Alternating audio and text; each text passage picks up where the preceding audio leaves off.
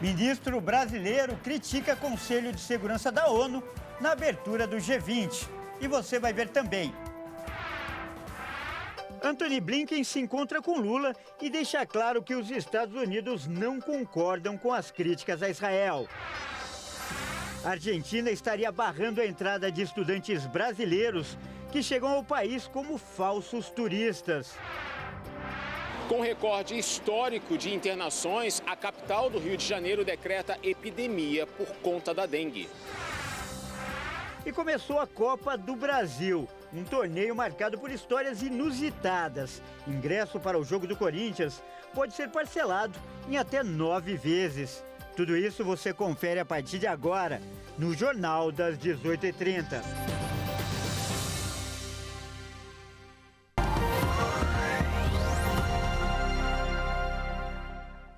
Olá, seja muito bem-vindo. Nós estamos ao vivo. São 18 horas e 33 minutos pelo horário de Brasília. Eu sou o Kleber Werneck e a partir de agora você confere comigo as notícias do Brasil e do mundo desta quarta-feira.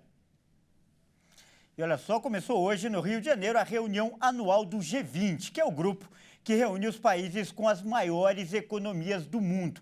O evento acontece pela primeira vez no Brasil. Em seu discurso de abertura, o ministro das Relações Exteriores, Mauro Vieira, disse que o Brasil não aceita que as diferenças entre as nações sejam resolvidas pelo uso da força militar. Confira. Na nossa visão, o G20 pode e deve desempenhar um papel fundamental para a redução das tensões internacionais, bem como no avanço da Agenda de Desenvolvimento Sustentável. As instituições multilaterais, contudo, não estão devidamente equipadas para lidar com os desafios atuais, como demonstrado pela inaceitável paralisia do Conselho de Segurança em relação aos conflitos em curso. Esse estado de inação implica diretamente em perdas de vidas inocentes. O Brasil não aceita um mundo em que as diferenças são resolvidas pelo uso da força militar. Uma parcela muito significativa do mundo fez uma opção pela paz e não aceita ser envolvida em conflitos impulsionados por nações estrangeiras.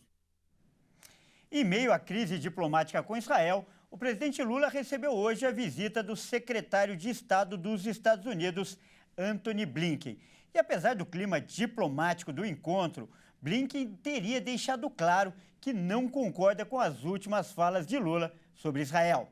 O encontro demorou 1h50 minutos e, ao final, o Palácio do Planalto divulgou um comunicado. A informação foi que o Brasil e os Estados Unidos concordam com a necessidade da criação de um Estado palestino. O texto não mencionou Israel. O comentário nos bastidores, no entanto, foi que Antony Blinken evitou fazer críticas ou cobranças a Lula pelas recentes falas contra o governo de Israel, que provocaram uma crise diplomática entre os dois países. Mas deixou claro que os Estados Unidos não concordam com essas falas, principalmente a comparação da ação em Gaza com o Holocausto.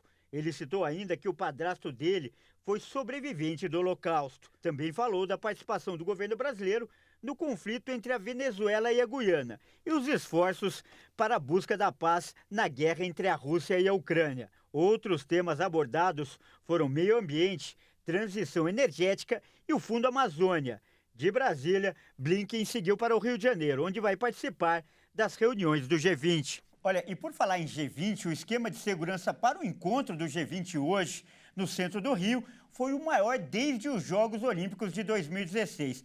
A primeira reunião ministerial, que aconteceu nesta quarta-feira, terminou há pouco e contou com cerca de 1.200 agentes. O evento, que acontece na Cidade Maravilhosa entre hoje e amanhã, é visto como um teste de segurança para a cúpula de chefes do Estado do G20 em novembro, também no Rio de Janeiro. E o Brasil está na presidência do encontro. Os maiores efetivos de segurança são reservados para as comitivas do secretário de Estado dos Estados Unidos, Antony Blinken, e do chanceler da Rússia, Sergei Lavrov. 700 policiais federais farão a segurança dos chanceleres, a varrida varredura dos hotéis e da Marina da Glória e o patrulhamento com lanchas na Baía de Guanabara. Além dos policiais federais, o esquema de segurança conta ainda com atiradores de elite, intervenção tática, helicópteros, Polícia Rodoviária Federal, Forças Armadas e a Guarda Municipal. Cerca de 40 comitivas com 10 integrantes ficarão hospedadas na zona sul do estado. Nesta quarta-feira, o encontro começou às 2h30 da tarde e amanhã os debates estão previstos para acontecer entre 8 da manhã e 13 horas. Está programado ainda um jantar no Palácio Guanabara com o prefeito Eduardo Paes. Vamos mudar de assunto agora para falar da economia nacional. Abastecer carros flex, com etanol está mais vantajoso do que com gasolina em 14 estados e também no Distrito Federal, isso segundo a ANP. Nossa reportagem foi aos postos para conferir a preferência dos motoristas. Acompanhe. A atual vantagem do etanol em relação à gasolina são comprovados nos preços médios encontrados nos postos de combustíveis, que são verificados pela Agência Nacional de Petróleo, Gás Natural e Biocombustíveis, a ANP, na semana passada. O levantamento da ANP apurou o segundo aumento do etanol e da gasolina, após a reoneração integral dos combustíveis no Brasil, que ocorreu no início de fevereiro. De acordo com especialistas, o etanol é mais vantajoso quando está custando até 70% do preço da gasolina. O estudo foi feito ao longo da semana de 11 de fevereiro até o dia 17 e considera o preço médio por estado. Mas como o brasileiro está preferindo abastecer o seu carro flex, com etanol ou com gasolina? Nesse momento, o que tem sido mais viável é o etanol, porém a gasolina seria uma das melhores opções. Quando o álcool está a menos de 70% do preço da gasolina, tem que abastecer no álcool. Eu só sei isso, porque esse carro é alugado, então eu uso essa regra. Eu acho que o etanol consome mais rápido. E veja a seguir, Rio de Janeiro decreta epidemia de dengue. E ainda, as curiosidades da Copa do Brasil. Ingresso para o jogo do Corinthians pode ser parcelado em até 9 vezes. Nós voltamos já.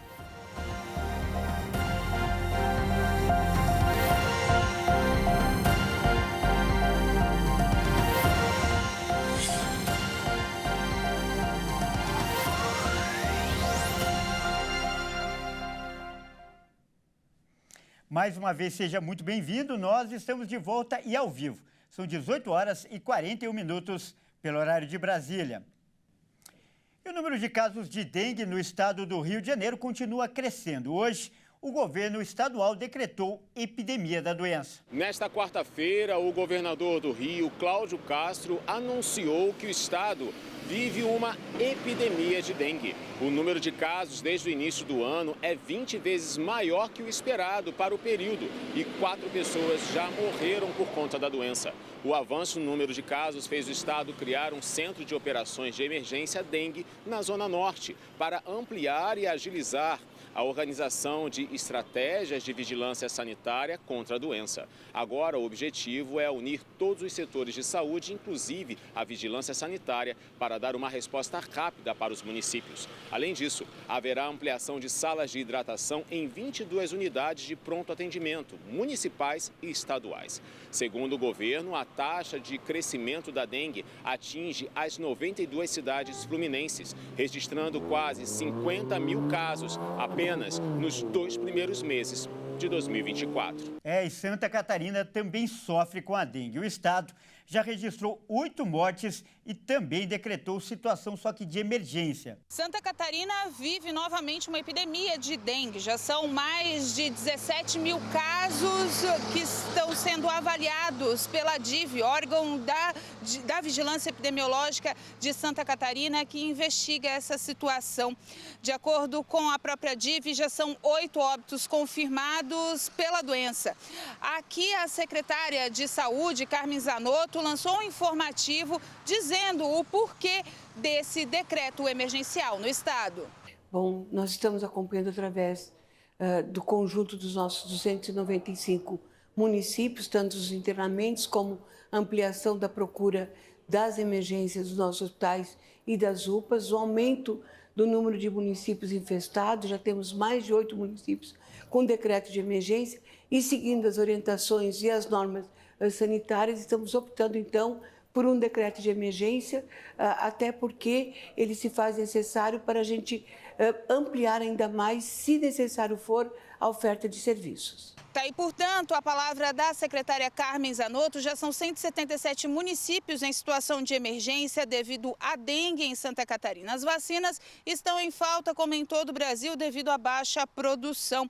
A região do Vale do Itajaí, como a própria cidade de Itajaí e Araquari, são as mais atingidas. Já são 165% a mais de casos no estado no mesmo período equivalente ao ano passado. De Santa Catarina para a Hit TV, repórter Michele Veiga. E a Câmara dos Deputados aprovou o projeto de lei que exige certidão negativa de antecedentes criminais para profissionais, que atuam com crianças, entre eles aí babás, professores e enfermeiros. Confira. O objetivo do projeto de lei, segundo a relatora, a deputada Laura Carneiro, do PSD do Rio de Janeiro, é impedir que pedófilos utilizem a sua condição profissional para se aproximar de crianças com o intuito de cometer algum tipo de exploração sexual. O projeto é uma recomendação do relatório final da Comissão Parlamentar de Inquérito da Câmara, que apurou denúncias de turismo sexual e exploração sexual no Brasil. Um trecho da recomendação da CPI, inclusive, diz o seguinte: a CPI constatou que muitos casos de exploração sexual de menores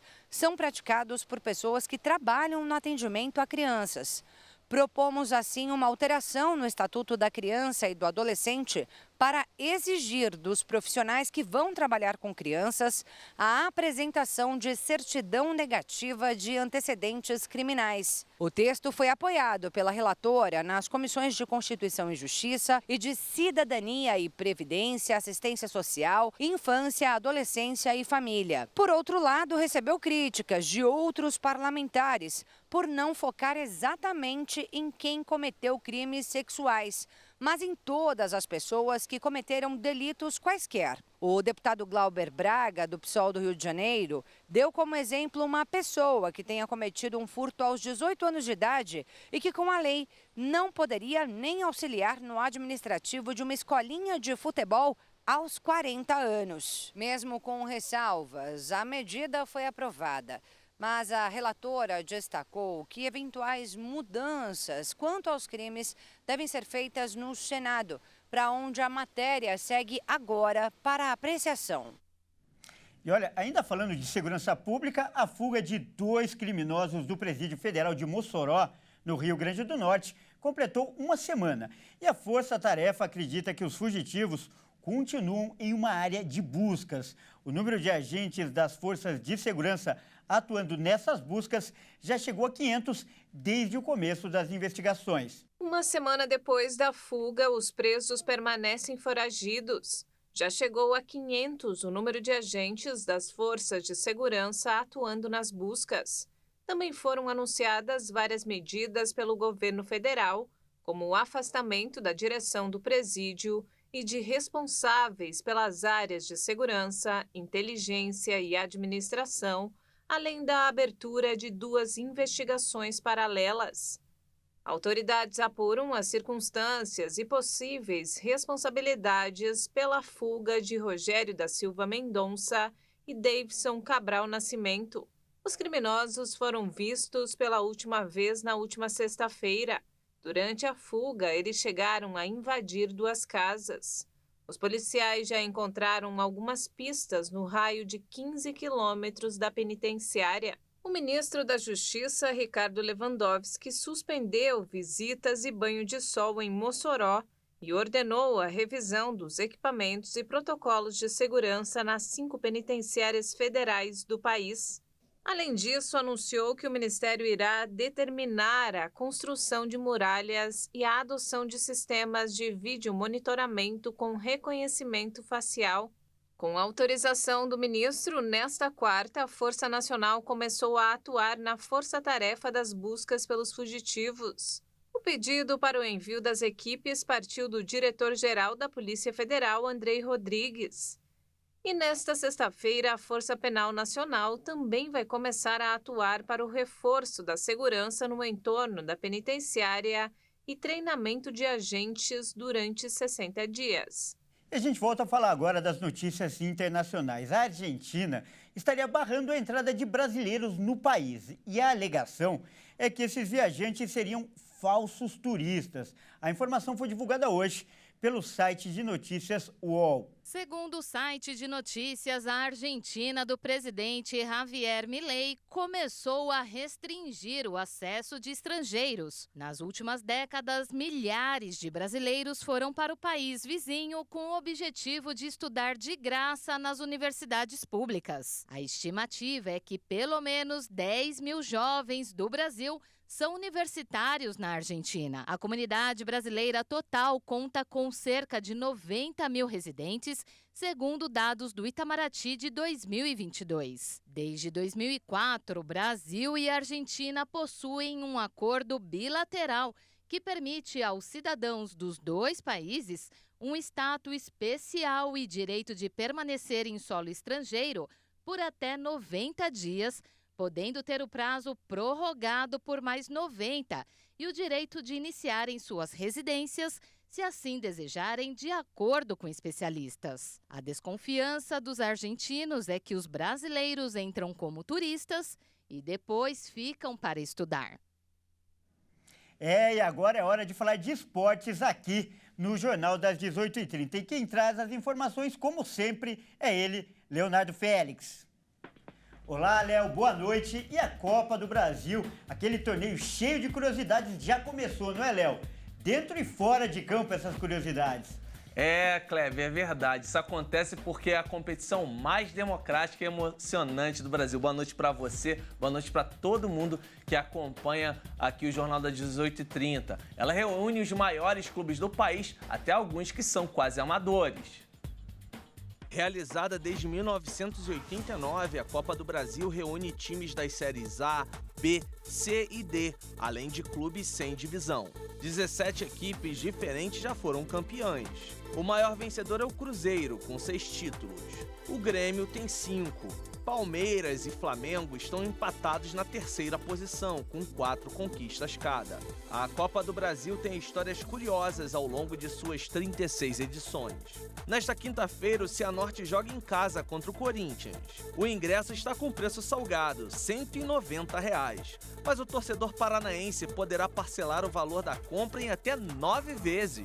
O São Domingos Futebol Clube de Sergipe participou pela primeira vez da Copa do Brasil em 2010 e logo foi eliminado na primeira fase.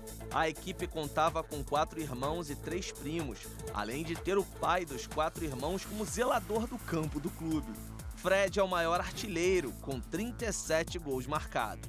A maior goleada aconteceu em 1991, quando o Atlético Mineiro venceu o Caiçara por 11-0. A zebra costuma passear pela Copa do Brasil e ela apareceu pela primeira vez em 1991. O Criciúma venceu o Grêmio na decisão, mas Juventude em 1999, Santo André em 2004, Paulista de Jundiaí em 2005 e Sport em 2008 também aprontaram surpresas. O único time do Nordeste a vencer o torneio é justamente o Sport, ao bater na final o Corinthians. De 1989 até 1994, apenas 32 clubes participavam da Copa do Brasil. Atualmente, 92 equipes disputam o título. Como a gente pôde ver aí, a Copa do Brasil é cheia de histórias e muito cobiçada, né, Léo? Mas o que a gente pode esperar para o torneio, para a competição deste ano? Começou ontem, né? Essa maratona aí envolvendo 92 clubes, como o VT acabou de mostrar para vocês. Vão ser, nessa quarta-feira, 16 confrontos que valem a vida de 32 equipes. Nas partidas desta quarta-feira, há estreias de clube de massa, como a do maior campeão da competição, o Cruzeiro, com 6 títulos. O cabuloso visita o Souza, da Paraíba, e o Bahia, impulsionado pelos reforços do Grupo City, joga no Maranhão contra o Motoclube. A primeira fase tem 80 times divididos em 40 confrontos de jogo único, e os visitantes têm a vantagem de se classificar com um empate. Outros clubes da Série A que jogam nesta quarta são Cuiabá e Atlético Goianiense. O Dourado visita o Real Noroeste, no Espírito Santo. Já o Dragão vai ao Mato Grosso enfrentar o União Rondonópolis. A Copa do Brasil terá 3 fases iniciais, além das oitavas, quartas, semifinais, até a grande decisão. Os times que vão disputar a Libertadores só entram na terceira etapa da competição. Nas 2 fases iniciais, os clubes participantes recebem valores referentes às respectivas divisões do Campeonato Brasileiro. Para se ter ideia, o modesto Porto Velho, que despachou ontem o Remo, terá mais R$ 945 mil em seus cofres. Isso somado aos quase R$ 800 mil pela participação na primeira fase. Já o campeão pode alcançar a premiação milionária de mais de 73 milhões de reais. Léo, e muitos, ou melhor, muitos não, mas alguns times menores já conquistaram essa competição. Só que nos últimos anos, as equipes grandes vêm prevalecendo. Essa tendência deve continuar esse ano? Sem dúvida, Kleber. É o poderio econômico, né, que tem prevalecido no futebol brasileiro. Não só Flamengo, Palmeiras, que são dos 2 maiores vencedores da competição, ambos com 4 títulos, têm se reestruturado ao longo dos últimos anos financeiramente e esportivamente também, empilhando taças, não é verdade? O fenômeno das SAFs também pode impactar com certeza no desenvolvimento dessa temporada 2024 e, lógico, na Copa do Brasil. Temos aí o Cruzeiro se reestruturando, o Bahia que se reforçou muito também. Então são equipes que podem aparecer de maneira mais robusta aí. E lógico, o Atlético Paranaense é uma equipe muito bem administrada, que sempre aparece bem na Copa do Brasil, campeão em 2019, não é verdade, Kleber? Tá certo, Léo. Muito obrigado pela sua participação. Até a próxima. Grande abraço. Grande abraço. O Jornal das 18h30 fica por aqui. Ótima noite e até amanhã.